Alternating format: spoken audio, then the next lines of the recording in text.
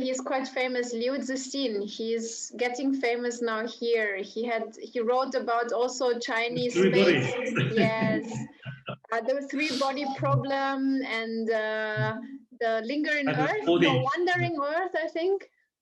The wandering Earth, and also I also read another book. What is the name of it? It's like the folding city. And, yeah.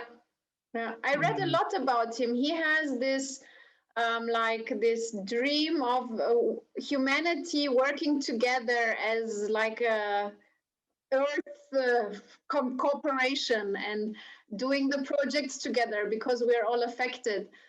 Is there a lot of cooperation between the Chinese projects and also, I don't know, US or Europe at the moment? Are they doing big projects together to make things happen?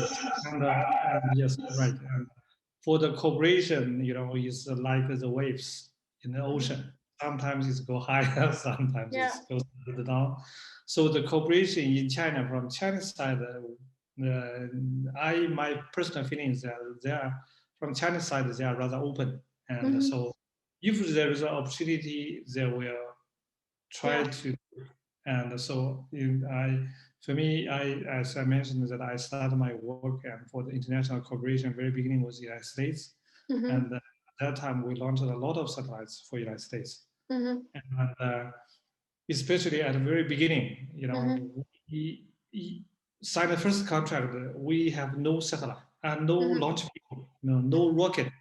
And we just, one of my close friend, and I talked with him, and he said that he's a little bit older than me, and he said that first he sailed the rocket really without even blue paper, just a kind of, he make a drawing and say we have this kind of rocket. It's small, but we can redesign it and we can make it's more powerful.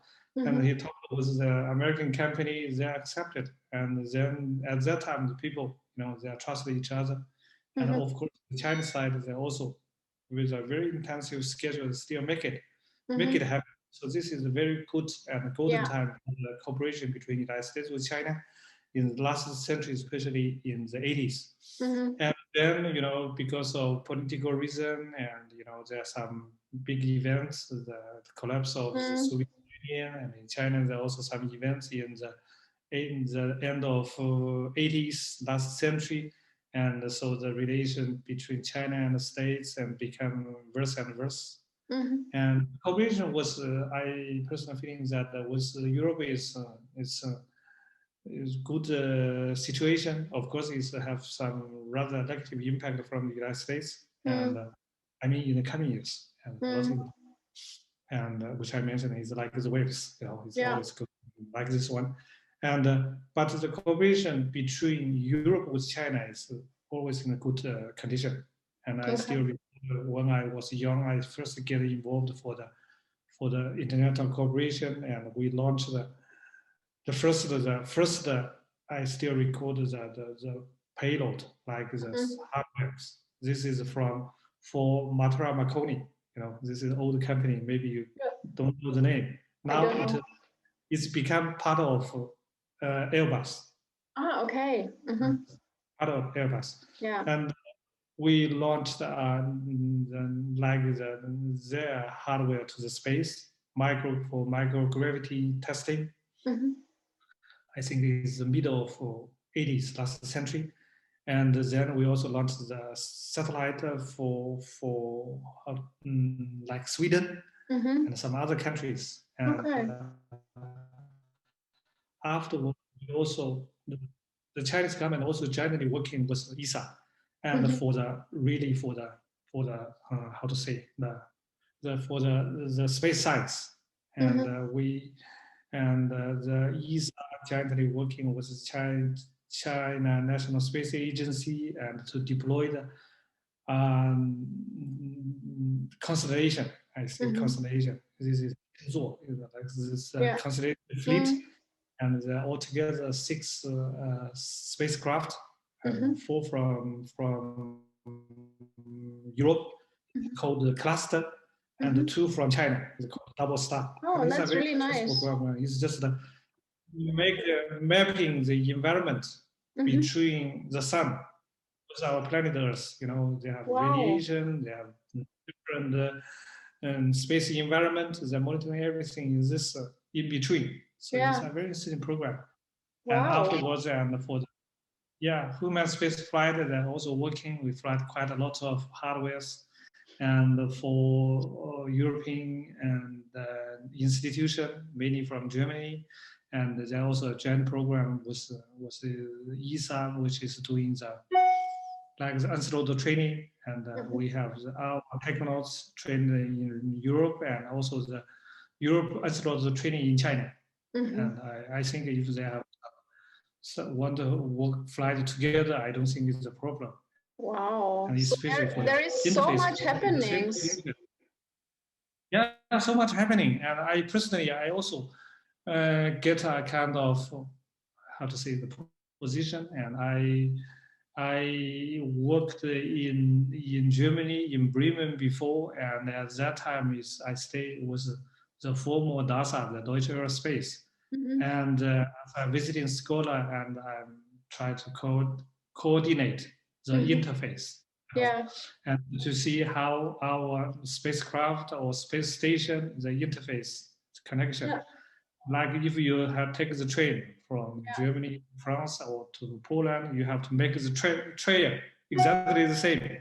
So it's a situation. I was a visiting scholar there and do some coordination for this one. So at this moment, today, the politicians think is the right time, they can fly together. So the Chinese spacecraft could easily match with International Space Station. So it's not a technical, there's a lot of problem. And the only problem is the political obstacles. And so this is, you can see that we have a very continuing cooperation, and at this moment we still have several programs in running. And with ESA or CNSA is mainly for the space science, mainly the space environment detection or predictions, and so also for the lunar program. And they also have a lot of joint activities. For example, we use the European ground stations for the during the mission, and provide some support for the tracking. And it's very helpful. I cannot remove the Chinese. I still remember that I went also to Netherlands and Aztec, and so every time after the mission, we send the data which we collect, like the images, or because in the past we only have images, or some data, and we send all the raw data to European Space Agency in the technical center in the Netherlands. So it's a very good situation for the cooperation last 20 years. I'm very happy to be getting involved in this period and become the witness at least. It sounds amazing. I didn't know so much is going on. I don't think anybody knows that there is so much cooperation between China and Europe on these space projects. I mean, it's impressive just what you said right now, and I'm sure there are many more. And is space policy part of the Belt and Road strategy, or is it completely outside of this? Because the Belt and Road has a bit of everything. Yes. And for the things that they have two, this is a different. Sometimes they're linked because the Road and the Belt Initiative. This is a rather new idea, and the cooperation between Europe and China is lasting for more than 30 years already. And but now if we are thinking for the connections, is also connected, especially for the navigation. And Earth observation, and these two areas, they have the full coverage, and also for the like the Road and Belt Initiative, and also is part of it. It's also Europe is also in this Road and Belt, so this is normal. I guess that it puts everything closer together, because as you said, the space policy also implies, for example, satellites. So that would improve, for example, GPS coordination of logistics or of other projects on the road. So I think that it can, in the framework of the Belt and Road, the space policy is an important factor because it has a lot of implications for the ground, right? I mean, yes, right. The two areas, especially you mentioned like the typical space application, like the navigation, of course, and then sometimes if they want to have the better solution for the road and belt initiative countries, yeah, and then we can place some more satellites there. yeah, And for telecommunication, Earth observation, they also yeah, can make the dedicated design for the orbit. And in order okay, the mm-hmm. country in this region have the better Yeah, results.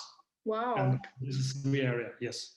This is really impressive. Thank you very much for this insight. I'm very like impressed by how much is going on and nobody really knows. Yeah, I also feel this is a bit something need to be improved because in China and we spend a lot of efforts and also did a lot for the outreach or the publicity in Yeah. China. But I think the worldwide and if we especially to the outside of China, and there's still some place or space to improve.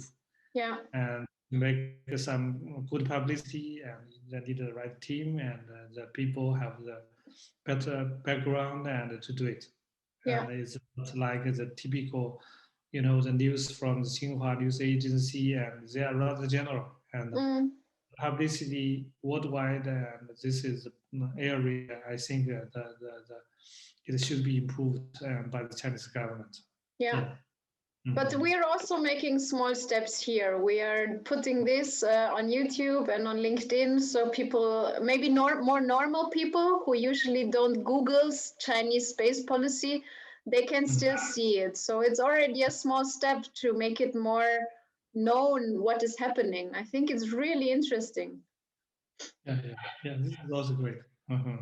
Yeah, that's so cool. Thank you very much, Professor Sun. It was so interesting.